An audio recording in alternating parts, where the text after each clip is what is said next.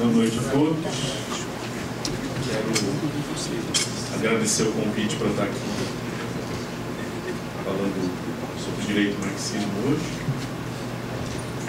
Quero manifestar minha satisfação por estar aqui ao lado dos camaradas Adriano, Marcos, Márcio e Aline. Eu não preparei uma apresentação tão bonita quanto a do Adriano. Vou só falar mesmo, vocês vão ter que me aguentar. O tema que foi designado para minha fala é dialética e forma jurídica, consideração acerca do método de Pachucanes. Esse é, na verdade, o título de um texto meu, de 2009, que eu publiquei uma coletânea, organizada pelo Márcio, aliás, publicada pela Unifish, Unicamp, chamada O Direito Discreto, Charme do Direito Burguês. Eu considero, no entanto, esse meu texto superado em vários aspectos. Em alguns pontos eu mesmo não concordo mais com ele. É o problema da publicação. A gente publica, o texto deixa de ser nosso. Não pertence mais ao autor. Então, o que eu proponho aqui hoje é retomar alguns pontos desse texto. Eu não vou conseguir retomar todos, porque o tempo não permite. Eu já percebi que a linha é implacável.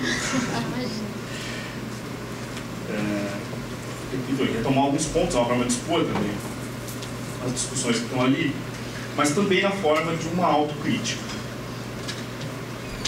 Essa minha autocrítica é centrada, na verdade, na observação, relendo o texto depois de muito tempo, faz um tempo que eu não lia esse meu texto, de que tem duas ausências notáveis ali. E agora eu consigo perceber que tem duas ausências notáveis e incrivelmente contraditórias. Essas ausências são do Hegel e do Althusser, no mesmo texto. O objetivo daquele texto era apontar a leitura excepcional que o Pachucanes faz de um texto do Marx, conhecido como Introdução de 1857. É um texto bastante curto e é uma das únicas passagens em que o Marx fala explicitamente, diretamente, da questão do método. Esse manuscrito do Marx foi publicado só muito tardiamente, no começo do século XX. Ele era, portanto, relativamente recente, em 1924, quando Pachucanes publica a Teoria Geral do Direito e Marxismo. E Pachucanes demonstra uma admirável compreensão desse texto, uma admirável compreensão da questão do método no Capital do Marx, sobretudo no capítulo 1º da Teoria Geral do Direito e Marxismo, que se chama Os Métodos de Construção do Concreto nas Ciências Abstratas. Esse mérito do Pachucanes de compreensão do método do Marx é reconhecido quase unanimemente a ele mesmo por parte dos seus críticos. E ele não tem uma importância só teórica. Não importa para a gente só para traçar linhagens, descendências, tradições filosóficas, né? Decidir onde é que a gente insere, afinal, o Pachucanes dentro dessas linhagens. Mas conduz o Pachucanes a um resultado fundamental, que é a demonstração do vínculo histórico entre forma jurídica e capitalismo, e a questão, que é uma questão essencial para o Pachucanes, da extinção do direito numa sociedade pós-capitalista. Nesse meu texto, o primeiro item que eu abordo, que eu chamei lá de forma versus conteúdo, foi para debater, na verdade, o aspecto mais importante que eu tinha para ressaltar lá, é a questão da historicidade da forma do direito e não só do seu conteúdo. Se nós formos, de fato, ao capítulo 1º da Teoria Geral do Direito e Marxismo, Pachucanes nos diz lá o seguinte, cito: a evolução histórica não implica apenas uma mudança no conteúdo das normas jurídicas e uma modificação das instituições jurídicas, mas também um desenvolvimento da forma jurídica enquanto tal. Esta, depois de ter surgido em um estágio determinado da civilização, permaneceu longamente em estado embrionário, com uma fraca diferenciação interna e sem delimitação com relação aos círculos vizinhos, costumes e religião. Foi somente desenvolvendo-se progressivamente que atingiu seu estágio supremo, a sua diferenciação e precisão máxima. Esse estágio de desenvolvimento superior corresponde a relações econômicas e sociais determinadas. Ao mesmo tempo, esse estágio é caracterizado pela aparição de um sistema de conceitos gerais que refletem teoricamente o sistema jurídico como totalidade orgânica. Pachucanes critica aqui as várias frentes da teoria do direito que se atém à historicidade do direito apenas no que diz respeito ao conteúdo. No geral, essa é a visão que corresponde ao normativismo. Direito como ordenamento coercitivo externo, como conjunto de normas, sendo essa a forma do direito. Toda a transformação histórica do direito se limita, portanto, ao conteúdo dessas normas. A forma permanece a mesma. A forma é eternizada. Essa é a visão que nós encontramos, por exemplo, no Kelsen, na teoria pura do direito, quando identifica o que ele chama de direito primitivo, desde o direito primitivo, até o que ele diz lá, que uma perspectiva de direito para o futuro, enfim, que vai integrar o direito interno, o direito internacional, um grande Estado mundial para frente. Tudo isso porque Kelsen está sob a mesma forma de uma ordem jurídica, a mesma forma de um conjunto de normas que tem apenas o seu conteúdo variado. Em certa medida, isso é o que a gente encontra também no Stuttgart, quando situa a forma jurídica em diversas sociedades de classe, variando o seu conteúdo em vista dos interesses da classe dominante. O resultado último desse tipo de visão é uma eternização da forma jurídica. Ela está presente no futuro, esteve presente no passado, logo estará presente indeterminadamente também no futuro. Isso é o que os juristas costumam exprimir por meio daquele célebre trocário do latim, ubi societas in ius, onde quer que haja sociedade, há direito. Pachucanes, muito ao contrário disso, mostra como a própria forma do direito está relacionada a uma sociedade historicamente determinada. Ela não existiu desde sempre. Ela não está presente em todas as formas da sociedade. Depois de permanecer, como ele diz, em estágio embrionário, a universalização da circulação sob determinação das relações de produção capitalistas leva a uma universalização do sujeito de direito, da forma do sujeito de direito. E só assim nós vamos poder falar com Pachucanes uma forma jurídica completamente desenvolvida, só nesse momento da história. Só há direito, ou forma jurídica propriamente, então, no modo de produção capitalista. Um notável avanço nessa questão foi apresentado pelo Márcio Naves, aqui pelo lado, na questão do direito em Marx, que é o texto mais recente do Márcio, quando relaciona o advento da subjetividade jurídica à subsunção real do trabalho ao capital, da constituição, portanto, de um trabalho abstrato realizado na prática. A conclusão disso é que não há subjetividade jurídica anterior ao modo de produção especificamente capitalista. Quer dizer, não há forma jurídica pré-capitalista.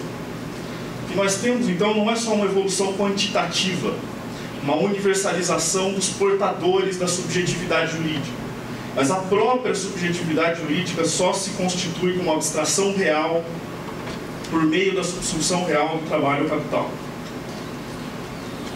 Por outro lado, lá no meu texto de 2009, esse recurso à dialética entre forma e conteúdo, que eu menciono lá, como também em outras modalidades, né, dialética entre ideia e matéria, entre essência e aparência, enfim, remete aos textos de juventude do Marx, aos textos, portanto, não marxistas do Marx.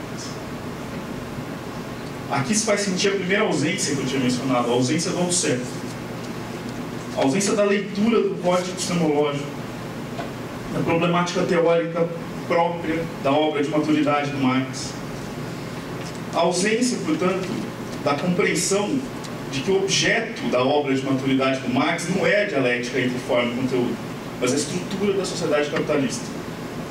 Esse recurso à obra de juventude resulta numa leitura que eu hoje considero menos adequada do Marx. Nós podemos perceber isso, por exemplo, se nós tomarmos em conta que a dialética entre forma e matéria serve frequentemente de imagem ou de pano de fundo para leituras economicistas do marxismo. A relação entre forças produtivas e relações de produção como uma relação entre forma e matéria, sendo as forças produtivas a matéria, o conteúdo, que num dado momento extrapola a forma e exige, portanto, uma reconfiguração automática, teleológica da sociedade. Nesse meu texto de 2009, uma outra questão que eu abordo logo em seguida, e que remete diretamente à introdução de 1857, o texto do Marx, é a relação entre totalidade abstrata e totalidade concreta. Marx indica, de fato, na introdução de 57, que a totalidade abstrata não deve constituir ponto de partida do processo pelo qual o pensamento se apropria do concreto, como ele disse. Então, lá no texto do Marx, nós temos uma passagem que diz o seguinte: os economistas do século XVII, por exemplo, começam sempre com o todo vivente, a população, a nação, o Estado, muitos estados, etc. Mas sempre terminam com algumas relações determinantes, abstratas e gerais, tais como a divisão do trabalho, dinheiro, valor, etc., que descobrem por meio da análise. Então, logo esses momentos singulares foram mais ou menos fixados e abstraídos, começam os sistemas econômicos que se elevam do simples, como trabalho, divisão do trabalho, necessidade, valor de troca, até o Estado, a troca entre as nações e o mercado mundial. O último é manifestamente o método cientificamente correto. O concreto é concreto porque é a síntese de múltiplas determinações, portanto, unidade da diversidade.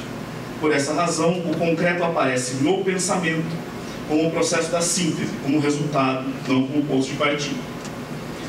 Pachucanes, no capítulo 1º da Teoria Geral do Direito do Marxismo, transpõe essa indicação para o campo da teoria do direito.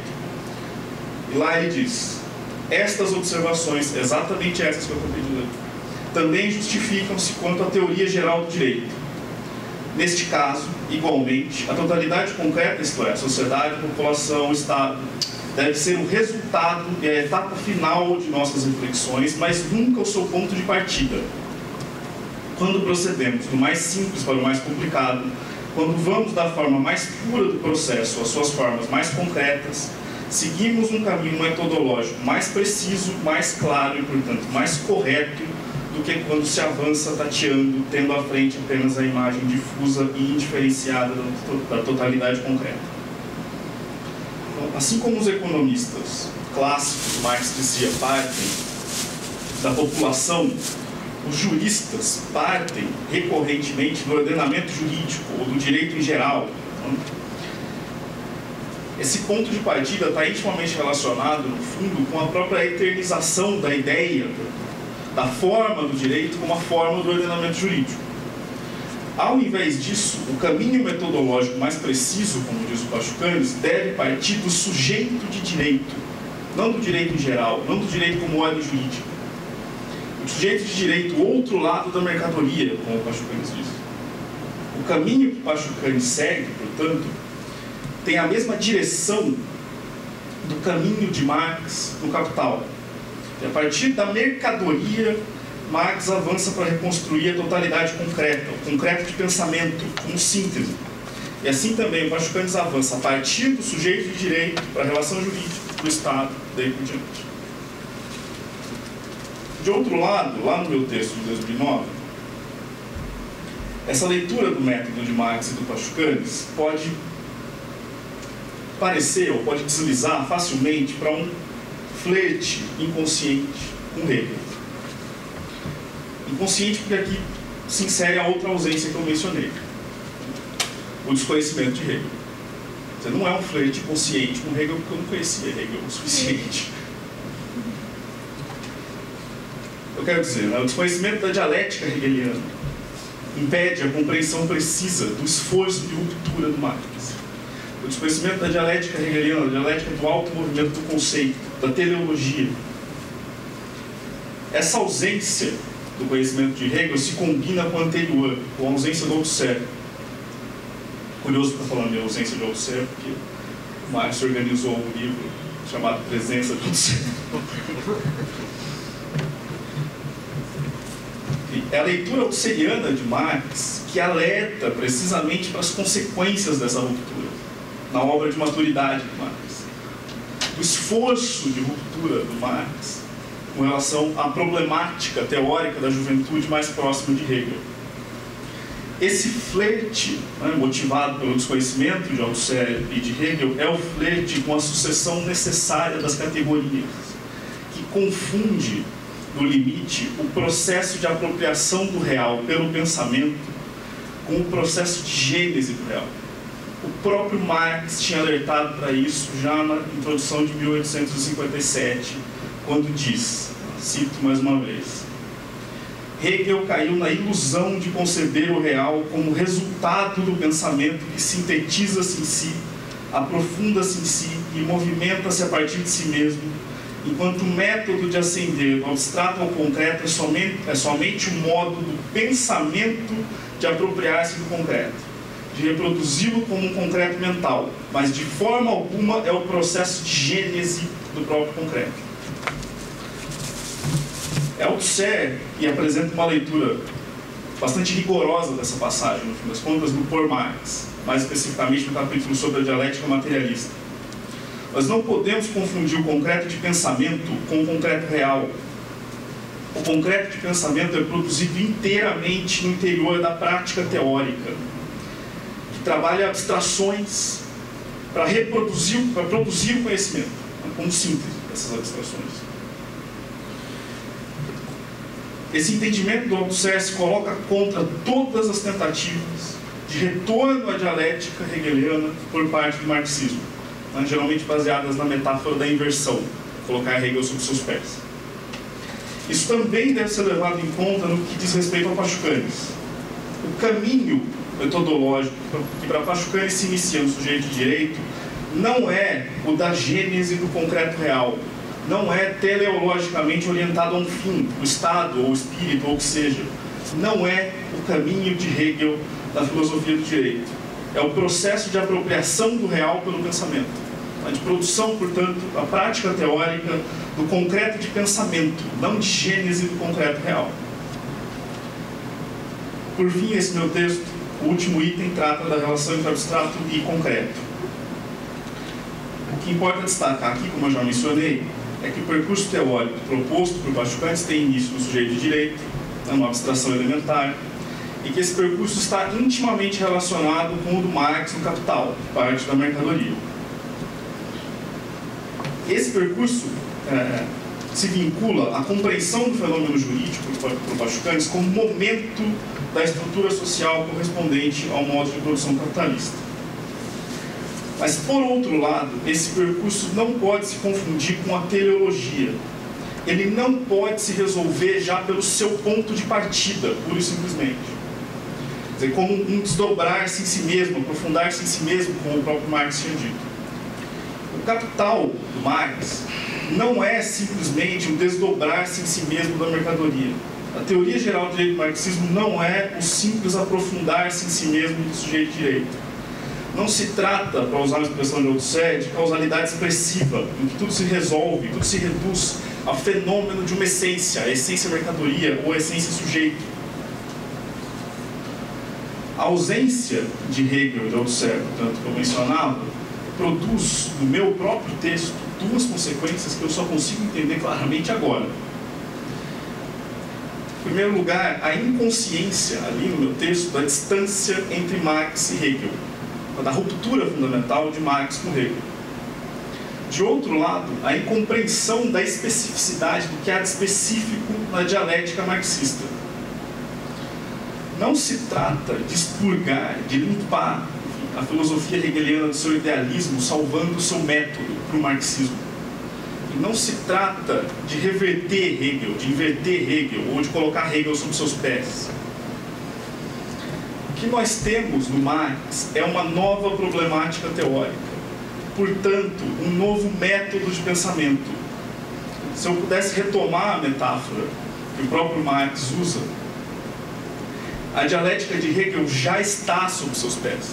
Ela não está de cabeça para baixo. Ela está sob seus pés, só que em outro terreno, em outra problemática. Esse discurso sobre o método de Marx, é isso que me preocupa, na verdade, é uma maneira recorrente, consciente ou não, muitas vezes, de reintroduzir Hegel, de voltar a Hegel por parte dos marxistas. Quando o que me parece necessário é acentuar a ruptura com relação a Hegel. Eu poderia ter proposto, porque eu não dispõe dos meios para isso, qualquer modalidade de hegelinização do marxismo também não obstrui essa via com a clareza que eu hoje considero necessária. Eu também não disponho dos meios para isso. Se Hegel, na filosofia do direito, e Pachucanes, na teoria geral do direito do marxismo, partem da mesma categoria, do mesmo sujeito de direito, é isso que acontece, essa coincidência não pode significar mais do que ela realmente é, não mais que uma coincidência. Nós temos que reconhecer, na verdade, a Hegel algum mérito de ter compreendido que ele devia partir da subjetividade jurídica. Mas o desenvolvimento que Hegel dá a isso é inteiramente outro, em termos inteiramente outros dos Pachucanes. Os dois partem da mesma categoria, mas o fazem no interior de problemáticas teóricas totalmente distintas, a partir de métodos de pensamento também inteiramente distintos. Esses percursos teóricos resultam em visões muito diversas sobre o direito. Para Hegel, nós vamos ter o fenômeno jurídico se desdobrando desde a subjetividade jurídica, no direito abstrato, até finalmente se realizar no Estado, o racional em si e para si, numa forma de sociedade que representa para Hegel o fim pré-determinado de toda a dialética do espírito objetivo. O direito é, portanto, ali o índice da racionalidade de uma sociedade que para o Hegel é inteiramente justificada e aceita, mesmo diante de todos os seus conflitos. Para Pachucanes, do outro lado, a subjetividade jurídica nada tem a ver com racionalidade ou espírito. É uma forma social determinada pelas relações de produção capitalistas. E a sociedade capitalista, a única que conhece propriamente a forma jurídica e conhece propriamente a subjetividade jurídica, nada tem de racional ou de espiritual. Então, para Pachucanes, muito diversamente de Hegel, se trata de superar essa forma de sociedade, não de justificá-la e de, com isso, extinguir o direito. Era isso que eu tinha a dizer. Muito obrigado.